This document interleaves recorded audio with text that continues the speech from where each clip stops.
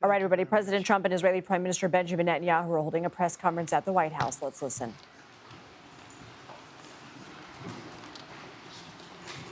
That's a lot of press. Congratulations. You bring them out. You really bring them out. Today, I'm delighted to welcome Israeli Prime Minister Benjamin Netanyahu back to the White House. It's a wonderful feeling and a wonderful event. We had fantastic talks. And thank you very much with your staff. He's the first foreign head of state to visit during our administration. And Bibi, I want to say it's an honor to have you with us. Over the past 4 years, the U.S. and the Israeli alliance has been tested more than any time in history. But the bonds of friendship and affection between the American and Israeli people have endured for generations, and they are absolutely unbreakable. They are unbreakable. I'm confident that under our leadership, the cherished alliance between our two countries will soon be stronger than ever. We had a great relationship. We had great victories together 4 years ago. Not so many victories over the past 4 years, however. In my first term, Prime Minister and I forged a tremendously successful partnership that brought peace and stability to the Middle East like it hadn't seen in decades. Together, we defeated ISIS. We ended the disastrous Iran nuclear deal, one of the worst deals ever made, by the way, and imposed the toughest ever sanctions on the Iranian regime. We starved Hamas and Iran's other terrorist proxies, and we starved them like they had never seen before. Resources and support disappeared for them. I recognized Israel's capital, opened the American embassy in Jerusalem, and got it built, by the way. Built it too, just not only designated it, but got it built at a price that nobody's seen for 40 years. We got it built. It's beautiful, all Jerusalem stone, right from nearby, and it's something that's very special. And recognized Israeli sovereignty over the Golan Heights, something that they talked about for 70 years, and they weren't able to get it, and I got it. And with the historic Abraham Accord, something that was really an achievement that was, I think, going to become more and more important because we achieved the most significant Middle East peace agreements in half a century, but the Abraham Accords in particular, and I really believe that many countries will soon be joining this amazing peace and economic development transaction. It really is a big economic development transaction. I think we're going to have a lot of people signing up very quickly. Unfortunately, for 4 years, nobody signed up. Nobody did anything for 4 years except in the negative. Unfortunately, the weakness and incompetence of those years, those past 4 years, the grave damage around the globe that was done, including in the Middle East, grave damage all over the globe. The horrors of October 7th would never have happened if I were president. The Ukraine and Russia disaster would never have happened if I were president.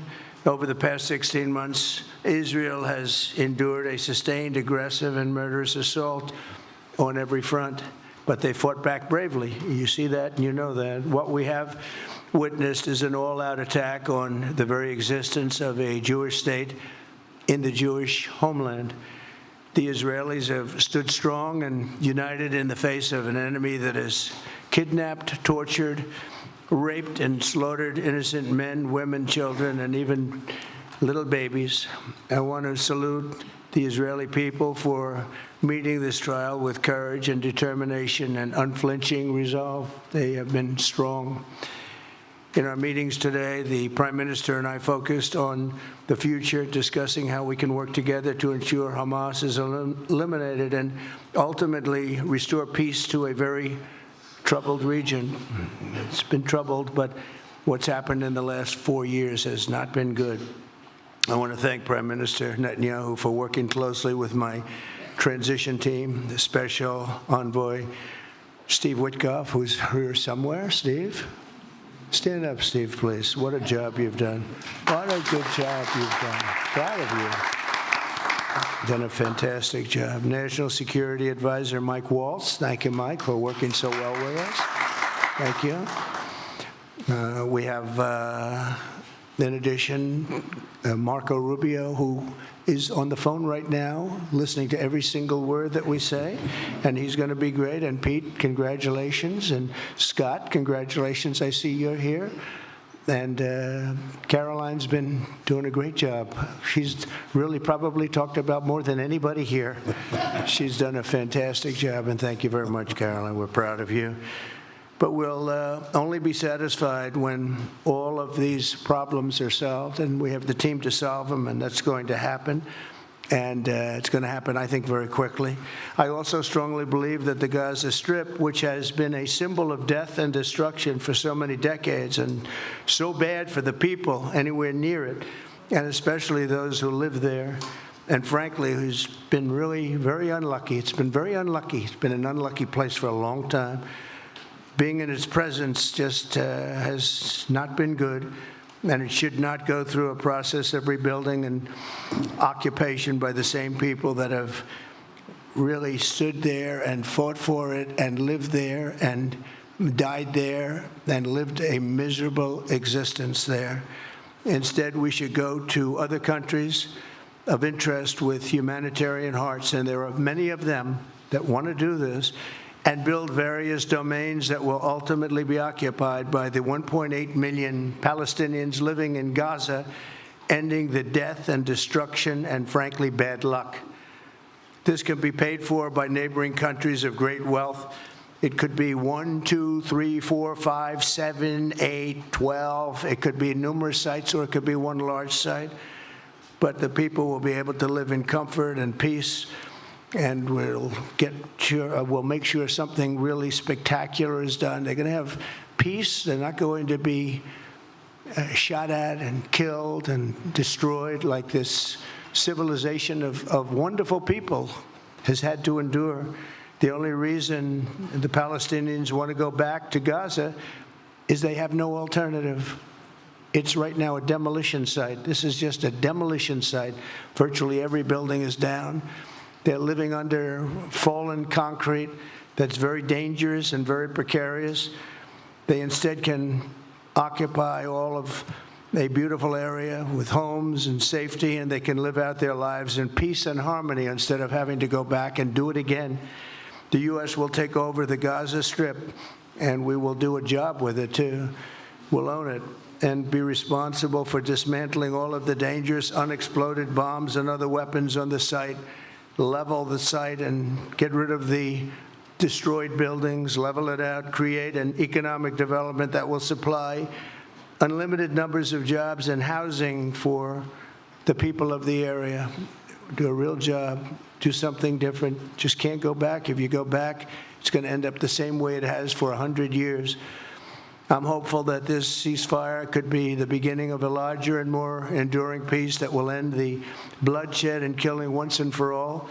With the same goal in mind, my administration has been moving quickly to restore trust in the alliance and rebuild American strength throughout the region, and we've really done that. We're a respected nation again. A lot's happened in the last couple of weeks. We are actually a very respected nation again. I ended the last administration's de facto arms embargo on over $1 billion in military assistance for Israel. And I'm also pleased to announce that this afternoon, the United States withdrew from the anti-Semitic UN Human Rights Council and ended all of the support for the UN Relief and Works Agency, which funneled money to Hamas and which was very disloyal to humanity.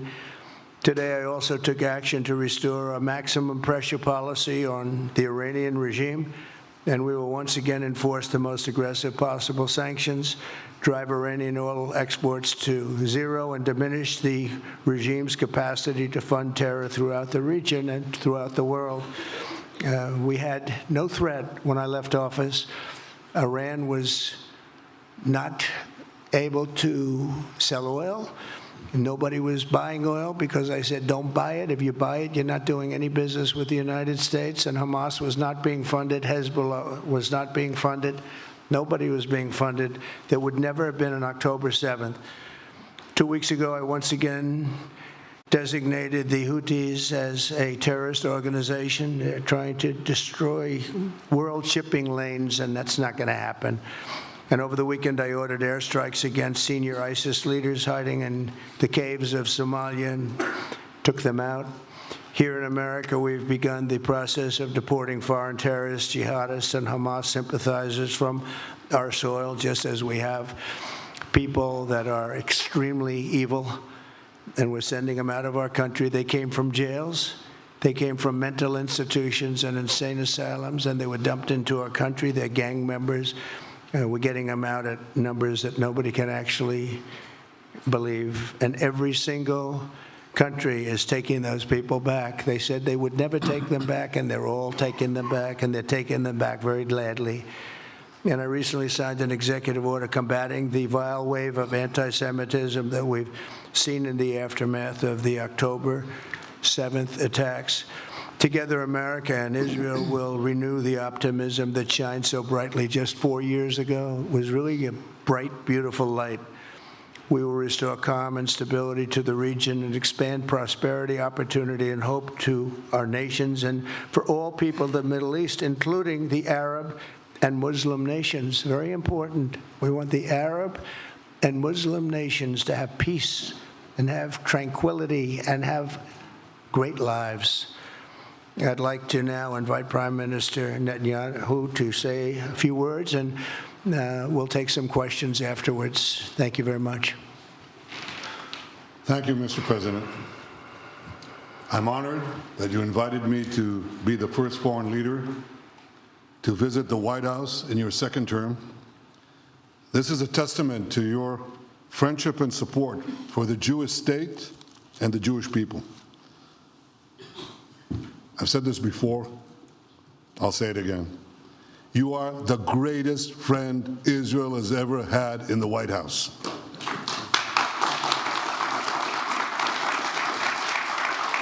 And that's why the people of Israel have such enormous respect for you. In your first term, you recognized Jerusalem as Israel's capital. You moved the American embassy there. You recognized Israel's sovereignty over the Golan Heights. You withdrew from the disastrous Iran nuclear deal. I remember we spoke about it. You said, this is the worst deal I've ever seen. I'm elected, I'm walking out of it. That's exactly what you did. And I think it speaks loudly for just common sense, just looking at things and seeing them as they are. And of course, you also brokered the groundbreaking Abraham Accords in which Israel made peace with 4 Arab states. We did this in 4 months. Nothing happened for a quarter of a century, but in 4 months, we were able, working together under your leadership, to have 4 historic peace accords. And now in the first days of your second term, you picked up right where you left off. Your leadership helped bring our hostages home, among them American citizens. You freed up munitions that have been withheld from Israel. They had been withheld from Israel in the midst of a 7-front war for our existence. And you just freed it. You ended unjust sanctions against law-abiding Israeli citizens. You boldly confronted the scourge of anti-Semitism. You stopped funding, as you just said, international organizations like UNRWA that support and fund terrorists. And today, you renewed the maximum pressure campaign against Iran. Ladies and gentlemen, all this in just 2 weeks. Can we imagine where we'll be in 4 years? I can. I know you can, Mr. President. For our part, we in Israel have been pretty busy too. Since the horrendous October 7th attack, we've been fighting our common enemies and changing the face of the Middle East. On that infamous day, Hamas monsters savagely murdered 1,200 innocent people, including more than 40 Americans. They beheaded men, they raped women, they burned babies alive, and they took 251 people hostage to the dungeons of Gaza. And after this worst attack on Jews since the Holocaust, Iran and its henchmen in the Middle East were absolutely ecstatic. Haniya praised the massacre. Sinwar said that Israel was finished. Nasrallah boasted that Israel was, here's what he said, as feeble as a spider's web. Well, Mr. President, Haniya is gone. Sinwar is gone. Nasrallah is gone. We've devastated Hamas. We decimated Hezbollah. We destroyed Assad's remaining armaments. And we crippled Iran's air defenses. And in doing this, we've defeated some of America's worst enemies. We took out terrorists who were wanted for decades for shedding rivers of American blood, including the blood of 241 Marines murdered in Beirut. We accomplished all this with the indomitable spirit of our people and the boundless courage of our soldiers. The Bible says that the people of Israel shall rise like lions, and boy did we rise. Today, the roar of the Lion of Judah is heard loudly throughout the Middle East. Israel has never been stronger, and the Iran terror axis has never been weaker. But as we discussed, Mr. President, to secure our future and bring peace to our region, we have to finish the job. In Gaza, Israel has 3 goals: destroy Hamas's military and governing capabilities, secure the release of all of our hostages, and ensure that Gaza never again poses a threat to Israel. I believe, Mr. President, that your willingness to puncture conventional thinking that has failed time and time and time again, your willingness to think outside the box with fresh ideas will help us achieve all these goals. And I've seen you do this many times. You cut to the chase. You see things others refuse to see. You say things others refuse to say. And after the jaws drop, people scratch their heads and they say, you know, he's right. And this is the kind of thinking that enabled us to bring the Abraham Accords. This is the kind of thinking that will reshape the Middle East and bring peace. We also see eye to eye on Iran. That's the same Iran that tried to kill us both. They tried to kill you, Mr. President. They tried through their proxies to kill me. We're both committed to rolling back Iran's aggression in the region and ensuring that Iran never develops a nuclear weapon. Mr. President, ladies and gentlemen, Israel will end the war by winning the war. Israel's victory will be America's victory. We will not only win the war, working together, we will win the peace. With your leadership, Mr. President, and our partnership, I believe that we will forge a brilliant future for our region and bring our great alliance to even greater heights. Thank you. Thank you very much, baby. Very nice. Thank you. J.D. Vance, everybody. J.D., please, Vice President, stand up. He's been doing a good job. He's been working very hard on all things, but this in particular. We'll take some questions, please. Yes, ma'am. Go ahead, please. Go ahead. Yeah, go ahead. Mr. President, can a normalization deal with Saudi Arabia be achieved without the acknowledgement of a Palestinian state? That question for you too, Mr. Prime Minister.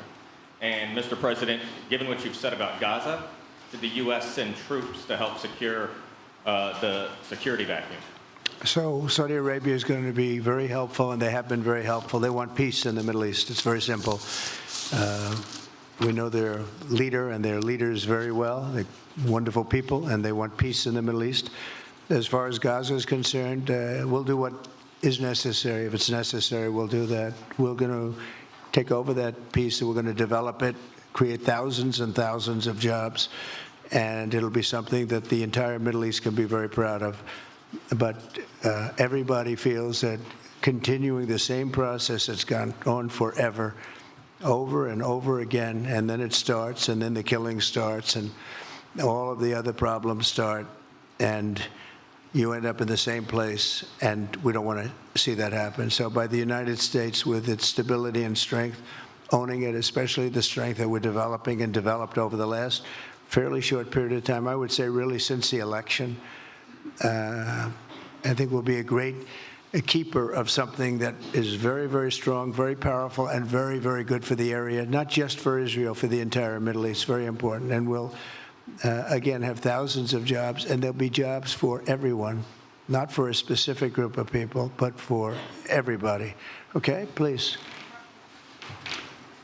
I think peace between Israel and Saudi Arabia is not only feasible, I think it's going to happen. I think if we had another half a year in your first term, it would have already happened. True. Many, many more, I agree, many more nations. I think you can't prejudge and pre-guess how we'll achieve it, but I'm committed to achieving it. And I know the President is committed to achieving it, and I think the Saudi leadership is interested to achieve it. So we'll give it a good shot, and I think we'll succeed. Yeah, please, go ahead. First of all, President Trump, did you hear from Prime Minister Netanyahu at your meeting guarantees that the ceasefire will hold, including phase 2, and Prime Minister Netanyahu working with you? Why are you refusing to set up a national commission to investigate failures of the process? Well, I can't tell you whether or not the ceasefire will hold. We've done, I think, a very masterful job. We weren't helped very much by the Biden administration, I can tell you that. But we've gotten quite a few hostages out. We're going to get more out. But we're dealing with very complex people. And we are going to see whether or not it holds. We certainly want to have more come out. They've come out damaged in many ways, very damaged people. But they're going to get better, and they're going to be strong, and they're going to have a good life. And we hope to get as many as possible out. Whether or not it holds, I don't know. We hope it holds. We hope it holds. I think that at the appropriate time, which I think will enable us to really investigate what happens, what were the causes of the failures, by an independent commission that will be accepted by the majority of the people. We don't want it accepted by one half of the people and not the other. I think we should have it, and we should find out exactly what happened. I'm insisting on it. And believe me, it'll surprise a lot of people when it happens. Kelly, go ahead. You are outlining something that is really quite striking tonight. You are talking about... Thank you, Mr. President, Mr. Prime Minister. You are talking tonight about the United States taking over a sovereign territory. What authority would allow you to do that? Are you talking about a permanent occupation there, redevelopment? And Mr. Prime Minister, do you see this idea as a way to expand the boundaries of Israel and to have a longer peace, even though the Israeli people know how important that land is to you and your citizens, just as the space is inherited by the Palestinians as well? I do see a long-term ownership position, and I see it bringing great stability to that part of the Middle East and maybe the entire Middle East. And everybody I've spoken to, this was not a decision made lightly. Everybody I've spoken to loves the idea of the United States owning that piece of land, developing and creating thousands of jobs with something that will be magnificent in a really magnificent area that nobody would know. Nobody can look because all they see is death and destruction and rubble and demolished buildings falling all over. It's just a terrible sight.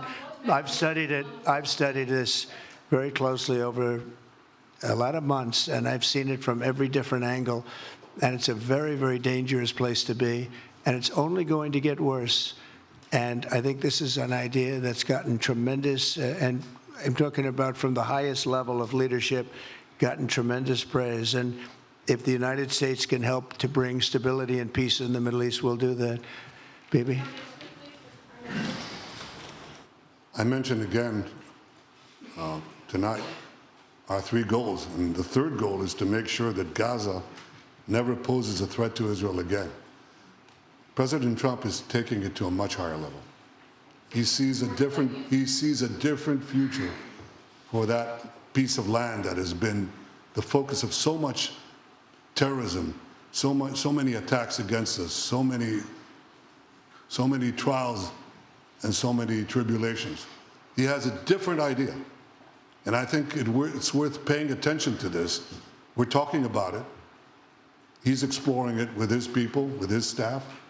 I think it's something that could change history. And it's worthwhile really pursuing this avenue. Yeah, please, go ahead. Go ahead. Right. President, I have a question for you. Can you hear me? Yeah. So before rebuilding Gaza again, obviously we take out all the hostages, and one of them is John Alexander, an American soldier who is alive. How will you be assured that you will take out all the hostages and then rebuild? We're working very hard to get all the hostages. The word is all, and we're working very hard. So far, it's been moving along fairly rapidly, pretty much on schedule. I'd love to have them all out at one time, but we're taking them out, and tomorrow more are being released, and over the days more, and then we'll go into a phase 2. But we'd like to get all of the hostages, and if we don't, it will just make us somewhat more violent. I will tell you that, because they would have broken their word. Mr. Witkoff and his entire group have been working 24 hours around the clock, and they want them out, and promises have been made to them, and we'll see whether or not those promises will be kept. But we want all the hostages, that's right. How much time do you think it will take? Do you support, Mr. President, do you support Israeli sovereignty in Judea and Samaria, areas which many believe is the biblical homeland of the Jewish people? Well, we're discussing that with many of your representatives. You're represented very well, and people do like the idea, but we haven't taken a position on it yet. But we will be we'll be making an announcement probably on that very specific topic over the next 4 weeks. Go ahead, please. Please. Thank you so much, Mr. President. You just said that you think all the Palestinians should be relocated to other countries. Does that mean that you do not support a two-state solution? It doesn't mean anything about a two-state or one state or any other state. It means that we want to have, we want to give people a chance at life. They have never had a chance at life because the Gaza Strip has been a hellhole for people living there. It's been horrible. Hamas has made it so bad, so dangerous, so unfair to people. And by doing what I'm recommending that we do, it's a very strong recommendation, but it is a strong recommendation. By doing that, we think we're going to bring perhaps great peace to long beyond this area. And I have to stress, this is not for Israel. This is for everybody in the Middle East, Arabs, Muslims. This is for everybody. This would be where they can partake in terms of jobs and living and all of the other benefits. And I think it's very important. It just doesn't work the other way. You know, you can't keep trying. They just has been going along for so many decades, you can't even count. You just can't keep doing. You have to learn from history. You can't keep doing the same mistake over and over again.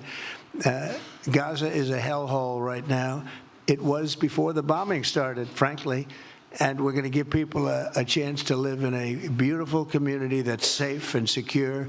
And I think you're going to see a tremendous outflowing of support. I can tell you, I spoke to other leaders of countries in the Middle East, and they love the idea. They say it would really bring stability, and what we need is stability. Yes, sir, please.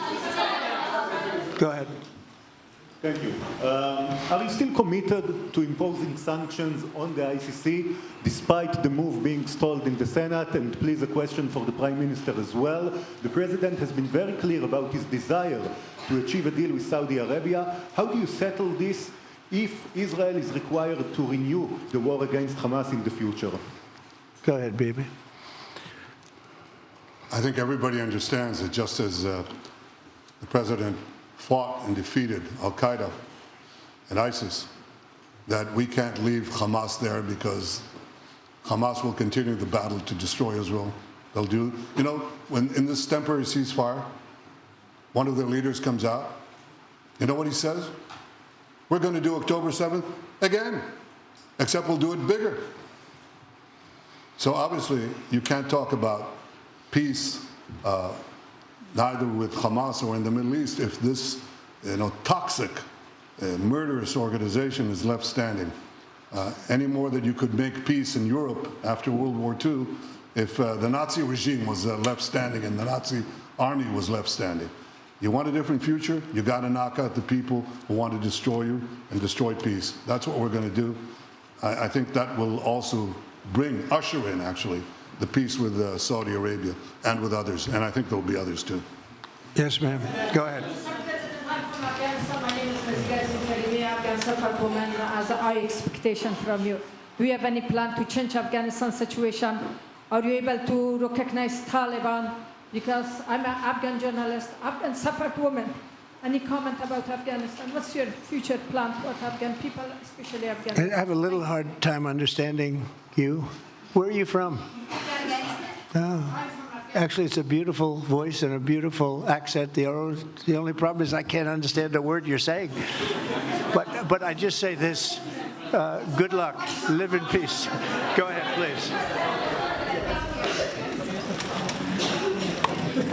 That's okay, yeah, please. Prime Minister, you said earlier today that it was tough for you to implement these sanctions on Iran, but you did indicate that you were willing to negotiate with them. What would that look like, and are you in conversations with them? And the same for the Prime Minister, sir. I hated doing it.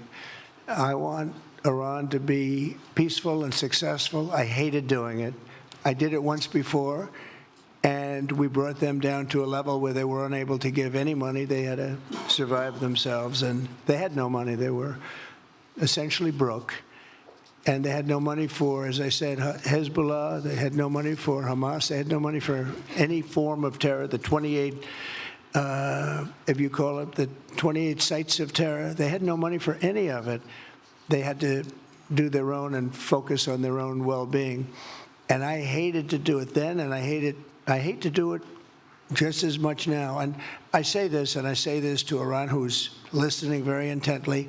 I would love to be able to make a great deal, a deal where you can get on with your lives and you'll do wonderfully. You'll do wonderfully. Incredible people, industrious, beautiful, just an unbelievable group of people in Iran.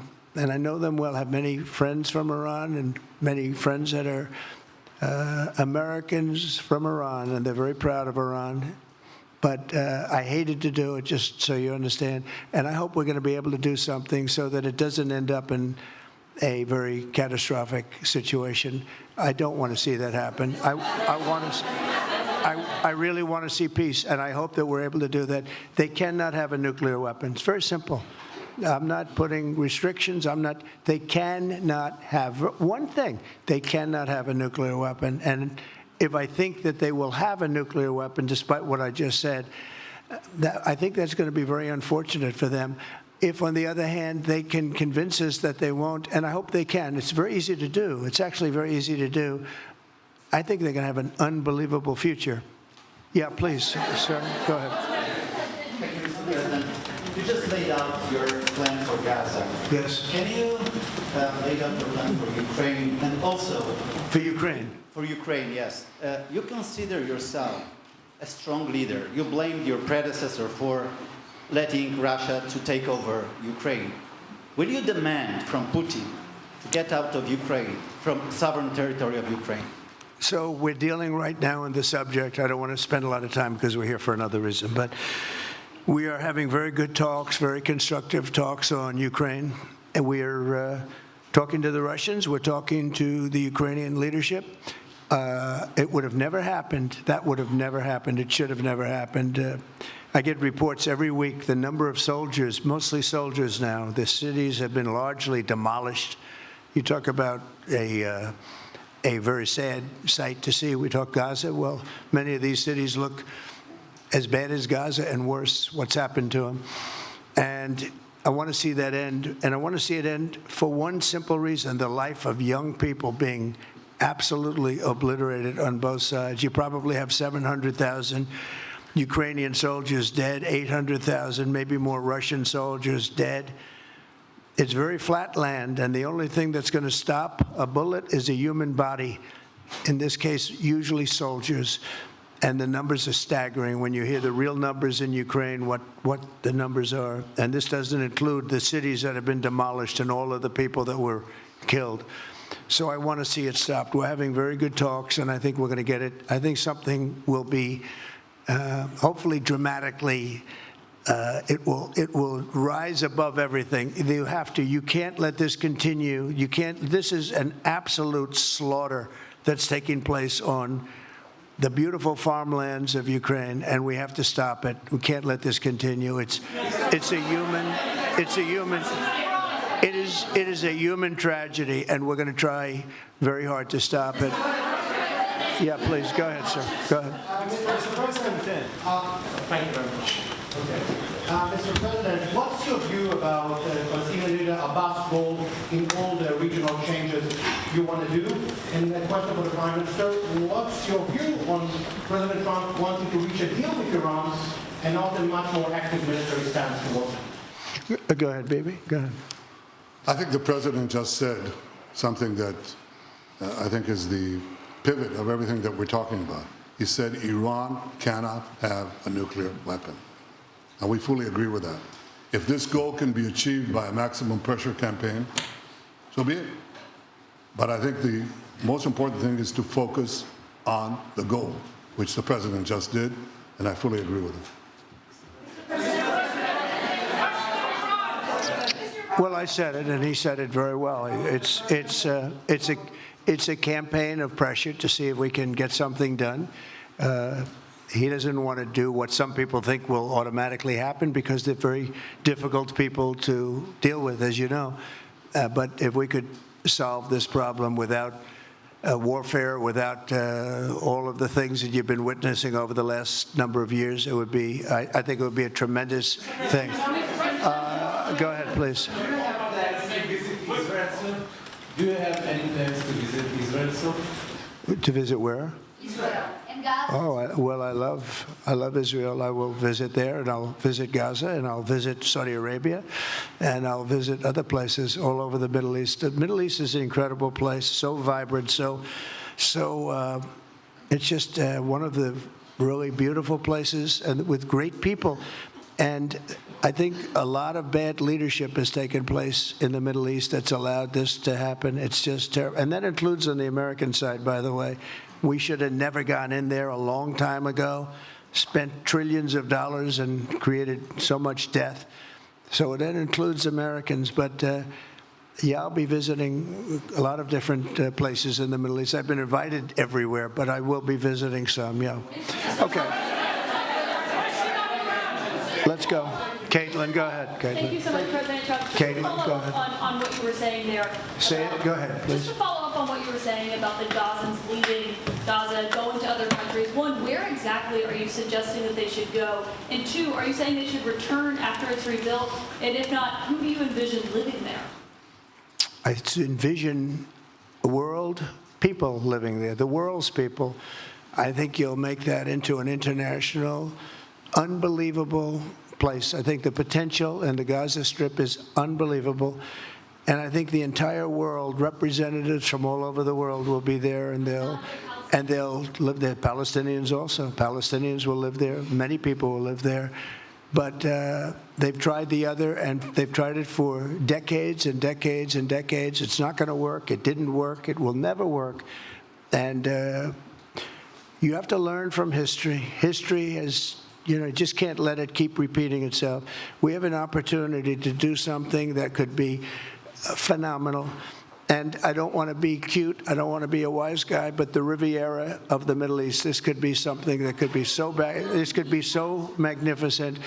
But more importantly than that is the people that have been absolutely destroyed that live there now can live in peace in a much better situation because they're living in hell. And those people will now be able to live in peace. We'll make sure that it's done world class. It'll be wonderful for the people. Palestinians mostly we're talking about. And I have a feeling that despite them saying no, I have a feeling that the king in Jordan and that the general president, but that the general in Egypt will open their hearts and will give us the kind of land that we need to get this done, and people can live in harmony and in peace. Thank you all very much. Thank you. Thank you very much. Thank you.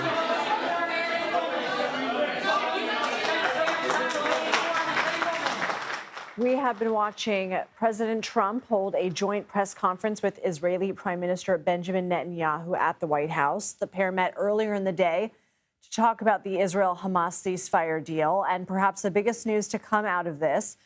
President Trump says he wants the U.S. to take over the Gaza Strip and redevelop it once Palestinians are settled elsewhere. The president saying that he didn't want to be cute, but that it could be called the Riviera of the Middle East. He envisions people living there after it's redeveloped, and says he has a feeling that even though the leaders of Jordan and Egypt have said they do not want to take in Palestinian refugees, that they will open their hearts and give us the land that we need to get this done, and people can live in harmony. And in response, Prime Minister Netanyahu said that he believes this idea would change history and is worthwhile to pursue. Netanyahu also said that Israel and the U.S. were on the same page with Iran and both committed to holding back Iran's aggression in the region. Netanyahu said Israel will end the war by winning the war and that Israel's victory will be America's victory. Now, Netanyahu told Trump that he is the greatest friend Israel has ever had in the White House, speaking to President Trump, being very complimentary during his remarks. And also, interestingly, saying that one of the goals of Israel was to ensure that Gaza never poses a threat to Israel. Not saying Hamas, but saying Gaza. Let's go ahead and go to CBS News senior White House correspondent Weijia Jiang, who was inside the room during that press conference. She joins us now. Weijia, quite a lot of news involving the president saying the U.S. will take over the Gaza Strip. He was asked many logistics and many specifics about this, whether the U.S. would send troops to take over a sovereign territory.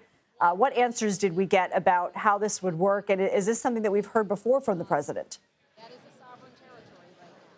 Lindsay, this is not something that we have heard before in terms of the U.S. occupation of the Gaza Strip. And to answer your question about what details he provided, I think he actually begged much more questions than any concrete answers about the logistics of how this would work, the legality of how this would work, the cost. And even though he talked at length about this beautiful rebuilding that he envisions, there are a lot of issues that have to be addressed before even getting there. Take us through those issues, Weijia. He did say that he thought it should be he did say that there would be, a world population that lived there. But right now, Lindsay, let's remember that there are, 2 million some Palestinians that live there who do not want to leave, because that is their home. And they have made very clear that they are not interested in vacating the Gaza Strip. There's also the issue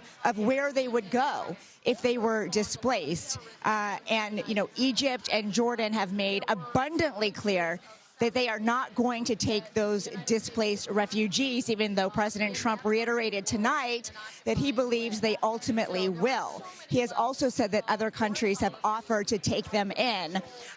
So, that is two big questions: where they would go in the meantime of this rebuilding, and how do you force Palestinians out if they do not want to leave? And so I think it's really important, Lindsay, to point out that the rebuilding of Gaza at all is phase 3 of the ceasefire deal that was signed in the Biden administration, and that it is now up to the Trump administration to carry out. But first we have to get to phase 2, which involves the release of all the male hostages, as well as the complete withdrawal of IDF forces from Gaza. And that's, I think, what is been missing from the conversation here, because that is a critical part to ending the war. And you can't really talk about rebuilding Gaza until the war there is over. And so it is a bit of a distraction from the issue at hand, which is where do negotiations stand on that phase 2, on the war coming to a permanent ceasefire. And so far, we don't have answers about under what conditions Israel would be willing to do that. In fact, they are still negotiating those terms for phase 2 and phase 3. But certainly big headlines coming out because President Trump made such a remarkable suggestion that the U.S. would occupy and control Gaza. Lindsay? Weijia, you did mention the ceasefire. The president said we will see whether it holds. We hope it holds. And the prime minister saying we can't leave Hamas there because Hamas will continue to battle Israel. Does that leave you to believe that Israel is not finished on the battlefield? Yes, I think that Prime Minister Netanyahu has made that very clear as well, because he says he has 3 very clear objectives, which is to get all the hostages back, reunited with their families, all the hostages returned. He said number 2 is eliminating Hamas, and number 3 is ensuring that this never happens again. And so that position from Netanyahu has not changed. He has said time and time again that militarily the war will end when Israel is able to declare victory. And under the previous administration, the problem was that the definition of a victory was depending on who you asked. And so for Netanyahu, it has never wavered. And the problem is, how do you eliminate all of Hamas? And if you cannot ensure that all of Hamas, down to the very last general, the very last soldier, is eliminated, considering the way that they embed with civilians, then how does the war actually come to an end? And these are questions that Netanyahu did not answer, because we didn't really talk about the nitty-gritty of where negotiations stand for any kind of permanent ceasefire. And so they are getting a little bit ahead of themselves here, Lindsay, talking about the future of Gaza when there is still very much an ongoing war there, and we don't know when the current ceasefire could end. And Weijia, of course, we know, and we here at CBS have covered and will continue to cover everything that is coming out of this Trump White House, including USAID funding and the organization essentially screeching to a halt while the Trump administration overhauls it, the Department of Education coming into question and whether that will be either overhauled or gotten rid of entirely, the DOJ asking for a list of FBI employee IDs of agents who worked on January 6 cases, cabinet confirmations on Capitol Hill. But taking all of that holistically, do you expect that what we heard tonight will now dominate headlines tomorrow and in the coming days ahead because of just the magnitude of what the president is suggesting? That's right. Yeah, Lindsay, I guess in short, you're saying that we are a very busy White House team, and there are things coming from every angle on the domestic front, on the international front. And, you know, part of the strategy has always been to, quote, flood the zone and to make sure that there is this much going on as the president lays out his agenda and his goals. But there is a lot to get to, Lindsay, and you know, not to mention the brand new reporting that our colleague Camila Montoya Goyaz just broke tonight, that ICE detention facilities are running out of space to handle the detained migrants, so much so that they have had to release nearly 200 detained migrants this week alone because they don't have any more beds. So, of course, we know that the mass deportations is at the top of the president's priority list when it comes to domestic policy. And that's another story that we will be reporting out in the days to come, Lindsay. Weijia Jiang, we appreciate your hard work and everybody else in your unit. Thank you.